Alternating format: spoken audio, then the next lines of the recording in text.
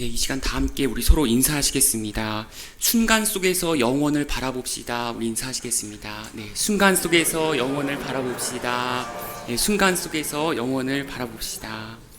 네, 오늘날 우리 각자의 행복을 추구하는 이런 순간 속에서 예수 그리스도의 인격적인 만남의 힘을 통해 성령님의 인도하심 아래 영원한 하나님 나라를 바라보는 우리 삼회교회 모든 교우님 되시기를 간절히 소망합니다.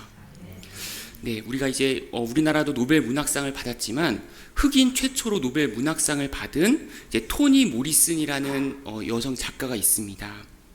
그 작가가 쓴 파라다이스라는 소설에서는 자유를 찾아서 탈출한 흑인 노예들에 대한 삶을 다루고 있습니다. 그 당시 미국에서는 흑인들이 핍박을 받고 단순히 피부가 검다는 이유로 차별을 받아왔기 때문에 흑인들이 탈출을 시도를 한 것입니다. 낮에는 숨고 밤에는 계속 도망하면서 이제 어느 흑인 마을에 도착하게 되었습니다. 그 마을도 여전히 흑인들만 사는 마을이었습니다. 아, 다행이다. 이제 나는 흑인 마을에 도착했으니까 정말 행복하게 잘 살 수 있겠다 했는데 어떻게 됐을까요? 그 흑인 마을에서 똑똑똑 문을 두드리니까 그 흑인들을 본 다른 흑인들이 이렇게 말을 하는 것입니다. 뭐야, 우리보다 더 피부가 검잖아. 그래서 또 차별을 당한 것입니다. 그래서 결국은 그들이 거기서 또 탈출하고 그러한 그 여정을 담고 있습니다.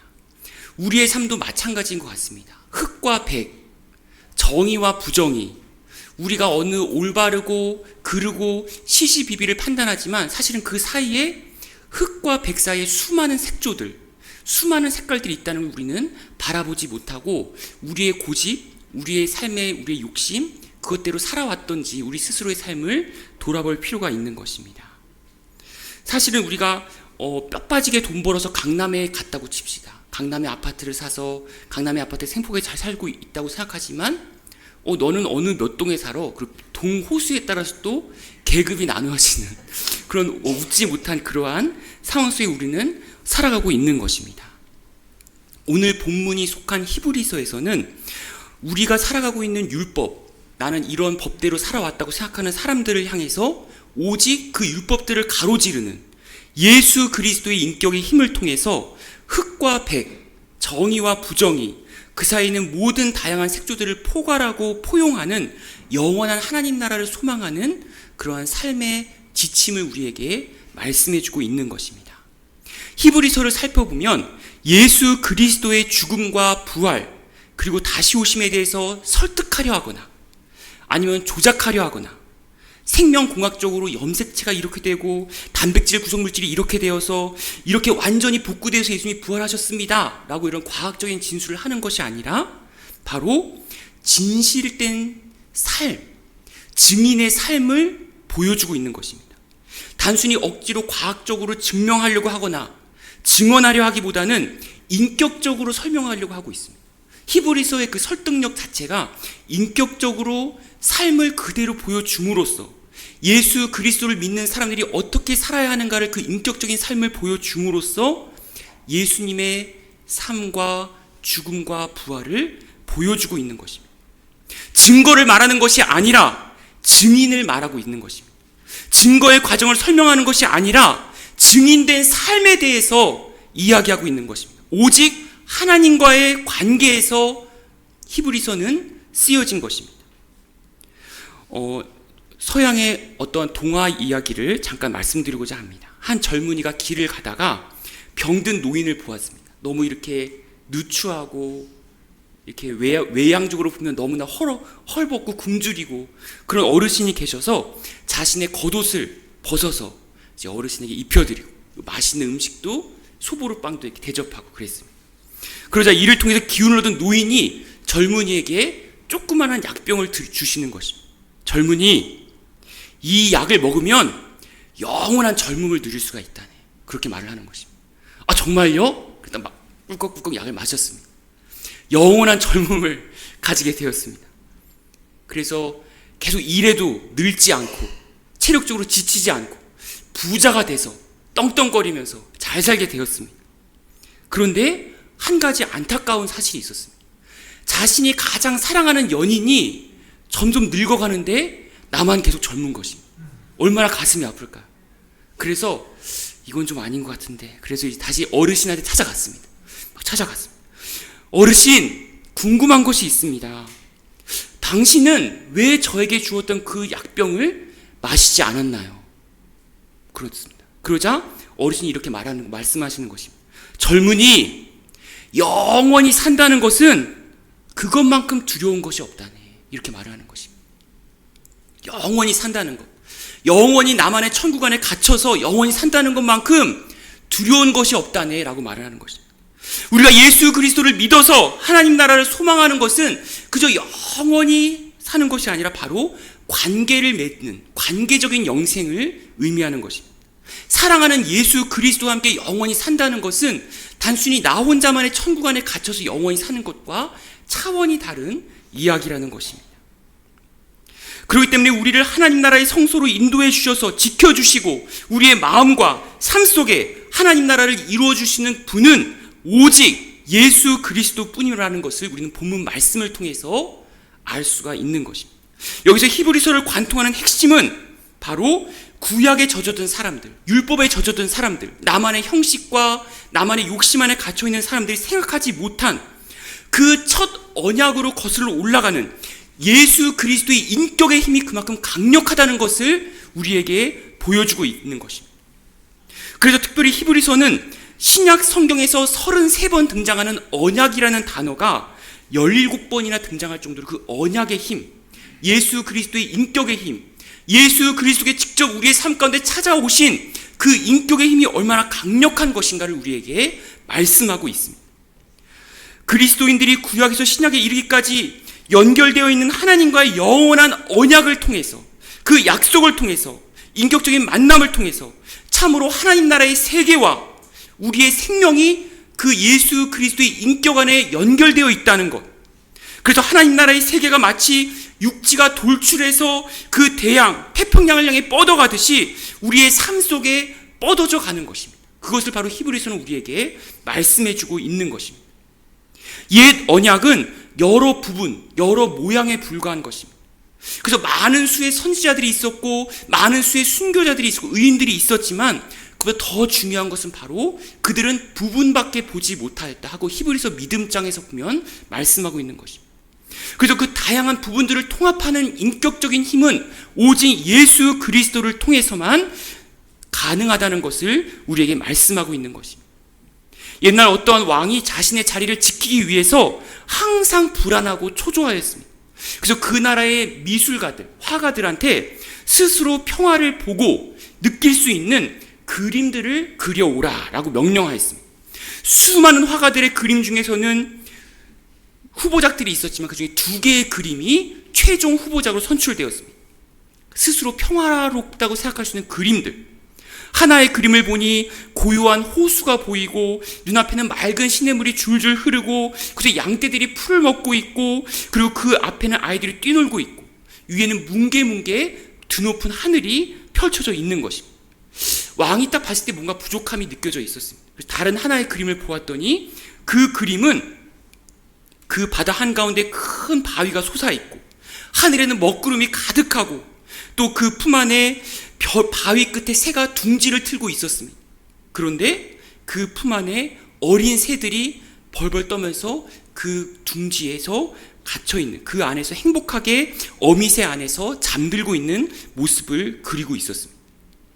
근데 그 위태로운 환경 속에서도 그 둥지에 있는 어미새 가운데 평안히 잠들고 있는 그 아기 새들을 보면서 왕은 이것이 바로 평화로운 그림이라고 선택했다고 합니다. 순간 속에서는 위태하게 느껴질지 모르지만 순간 속에서는 우리가 어렵게 느껴질지 모르지만 하나님 나라의 영원을 바라볼 때에 그 안에서 진정한 평화가 심겨져 있는 것입니다. 오늘 상고하게 되었던 본문 10절에서는 우리가 그리스도에 대한 믿음을 통해 거룩해질 수 있는 이유는 예수 그리스도의 몸이 우리를 위해서 단번에 하나님께 드려졌기 때문입니다. 그래서 오늘 본문은 사실은 히브리서 전체의 내용을 완전히 하나의 핵심으로 요약하고 있습니다. 그리스도께서 교회를 위한 구주와 대제사장의 역할로서 여기서는 세 번역에서 완전하게 되었다고 표현하는데 이제 개역 개정에서는 온전하게 되었다고 표현하고 있습니다. 그것은 바로 하나님의 우편에 앉으셨기 때문입니다. 우편에 앉으셔서 이를 통해서 하나님 나라의 보좌 앞에서 예배하는 제사장으로서의 우리가 우리의 삶 속에서 제사장으로서의 역할을 충실히 수행하기 위함입니다. 그래서 우리가 지금 읽지는 않았지만 우리 다 함께 14절 말씀을 함께 봉독하도록 하겠습니다. 히브리서 10장 14절의 말씀입니다. 시작. 그는 거룩하게 되는 사람들을 단 한 번의 희생 제사로 영원히 완전하게 하셨습니다. 아멘. 여기서 완전하게 하다라는, 온전하게 하다, 완전하게 하다라는 단어는 테텔레이오켄이라는 단어인데 바로 완성하다, 마치다, 적합하게 하다라는 것입니다. 이것에서는 완료 시제를 쓰고 있는데 과거에 예수님께서 완료된 행위를 통해서 현재와 미래까지 이것이 연결되어서 어떻게 보면 어머니가 아이를 잉태했을 때 그 탯줄에서 영양분을 공급하는 것처럼 우리가 하나님 나라에 이르기까지 그 예수 그리스도의 완료된 행위가 계속 이어지고 있다는 것입니다. 그래서 히브리서 본문을 우리가 깊이 묵상하다 보면 마치 구약에서 여호와께 성결이라고 쓰인 순금패가 달린 이스라엘의 대제사장을 떠올리게 되는 것입니다. 우리가 예수 그리스도의 의의 옷을 입은 우리가 바로 그분의 거룩함으로 말미암아 완전하고 적합하고 완벽하게 되는데, 여기에서 이런 완전함은 사실은 모든 율법을 거슬러 올라가는 예수 그리스도의 인격의 힘을 통해서만 가능하다는 것입니다. 어떤 선교사님이 선교지에 갈 때 가장 먼저 하는 기도가 무엇일까요? 보통 선교사님이 그 선교지에 가서 가장 먼저 드리는 기도가 무엇이라고 생각하십니까? 어떤 분은 안전을 지켜주십시오. 맹수의 공격으로부터 보호하게 해주십시오. 핍박받지 않게 해주십시오. 아니면은 식량을 충분히 공급하게 해주십시오. 그렇게 기도할 수도 있지만 무엇보다 가장 중요한 기도는 무엇일까요? 바로 제가 순교하더라도 하나님 나라의 역사, 하나님의 선교 역사를 이어가기 위해서 저보다 더 훌륭한 선교사님을 예비시켜 주시옵소서. 그렇게 기도한다고 합니다. 어떻게 그런 기도가 나올 수 있을까요? 내가 순교한다 하더라도 내 자리를 대신해 줄 더 훌륭한 선교사님, 성령님의 영감에 갑절을 부어주셔서 더 훌륭한 선교사님을 통해서 하나님 나라의 선교가 끊어지지 않게 해주십시오. 그것은 바로 나의 생명보다 믿지 않은 영혼들의 생명을 더 귀히 여기는 마음이 있었기 때문입니다. 그리고 더 중요한 것은 지금 이 순간이 위험하다 하더라도, 지금 이 순간이 괴롭다 하더라도 순간보다 하나님 나라의 영원을 사모하는 마음이 있었기 때문입니다. 우리가 예수 그리스도의 온전한 신앙, 완전한 신앙을 위해서는 하나님 나라의 구원에 필요한 모든 일을 이루시고 지금도 보좌에 앉아서 우리의 구원을 위해 능력으로 인격으로 다스리시는 예수님께서 계신 곳에 우리의 생각과 마음과 모든 관심이 향하여야 할 줄로 믿습니다. 그래서 예수 그리스도는 그저 매번 제사를 드린 제사장의 일상적인 순간과 달리 하나님과 함께하는 그 관계적인 영원함을 의미하는 것입니다.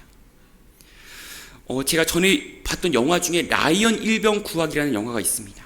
1944년 6월 6일에 제2차 세계대전 당시에 미국과 독일이 전쟁 중이었습니다. 근데 미국 국방부가 어떤 가족이 형제 4명 중에 3명이, 몇 명이라고요? 3명이 전사했다는 것을 소식을 듣게 되었습니다. 그래서 한 명까지 죽으면 어떻게 될까요? 모두 아들이 다 죽게 되는 것입니다. 그래서 특공대를 조직해가지고 그래서 그 살아남은 제임스 라이언이라는 일병을 반드시 구해야 된다. 그래야 그 가문의 대가 끊기지 않는다. 그래가지고 특공대를 조직했습니다. 그래서 미국 장군인 조지 마셜이 라이언을 찾아서 그 아들을 잃지 않도록 존 밀러라는 대위에게 톰 행크스라는 배우인데 그 존 밀러에게 특공대를 조직해서 최전방으로 나가서 결국은 라이언 일병을 구하기까지 다 죽습니다. 다 죽고 이제는 존 밀러만이 라이언 일병을 딱 만나가지고 라이언 일병이 이렇게 말합니다. On this on이 영어인데 이건 뭐냐면 꼭 살아서 돌아가게, 그리고 돌아가서 우리가 죽은 목까지 값지게 살아가게나, 이렇게 하면서 말을 했다고 합니다. 그리고 존 밀러 자신도 죽게 됩니다. 그래서 그 라이언 일병은 살아나서 결국은 마지막에 끝까지 나를 위해서 목숨을 바친 그 특공대 8명, 7명, 8명의 그 목숨을 날마다 기억하며 살아갑니다. 그래서 수십 년 후에 노인이 된 라이언과 그의 손자까지 포함한 대가족이 그 존 밀러의 그 무덤을 방문하면서 그 밀러의 말을 기억하고 눈물을 흘리면서 밀러 대위, 나의 삶은 당신의 말씀대로 하루하루를 그 희생에 걸맞게 최선을 다해 살았다고 고백하면서 영화는 끝을 맺게 됩니다. 우리의 삶은 어떻습니까? 우리가 하나님과 우리 사이의 죄악으로 인해 막힌 장벽을 예수 그리스도의 그 인격의 힘으로 육체로 허물어뜨리신 과정에서 우리의 자랑과 공로는 아무것도 없습니다. 우리는 하루하루 꼭 살아서 돌아가게, 그래서 나의 죽은 목까지 값지게 살아가게나 라는 그 예수 그리스도의 말씀을, 오늘 본문 말씀을 기억하면서 우리의 삶이 얼마나 값어치가 있는 것인가, 그 십자가에 못 박혀 돌아가시기까지 그 예수 그리스도께서 우리의 삶이 하나님의 형상대로 지음받은 그 십자가의 삶을 값지게 하루하루를 살아가기를 원하시고 계신 것입니다. 그렇기 때문에 예수 그리스도의 십자가의 죽음은 그분 혼자만의 죽음이 아니라 바로 예수님께서 십자가에 못 박혀 돌아가실 때에 우리도 그분과 함께 십자가에 못 박혀서 그저 우리가 육체 안에 있는 것이 아니라 그리스도의 영 안에 있으면서 예수 그리스도의 십자가의 보혈로 힘입어서 날마다 하루하루 값지게 영광스럽게 살아가는 삼회교회 모든 성도님 될 수 있기를 간절히 소망합니다. 함께 기도하겠습니다. 사랑과 은혜가 풍성하신 아버지 하나님, 우리는 오늘날 흑과 백, 정의와 불의 사이에 수많은 다양한 색조들을 잃어버리고 나만의 행복, 나만의 천국에 빠져들어가고 있는 그러한 시대 속에 살아가고 있습니다. 이러한 시대 속에 강물을 거슬러 올라가듯이 예수 그리스도의 인격의 힘을 통해 우리의 공로와 능력을 자랑할 것 없이 오직 성령님께서 인도하여 주셔서 우리의 일상의 순간순간 속에서 우리의 삶을 값지게 살아가는 그 예수 그리스도의 보혈의 피로 값지게 살아가는 삼회교회 모든 성도님 되게 하여 주시옵소서. 예수님의 이름으로 기도드립니다. 아멘.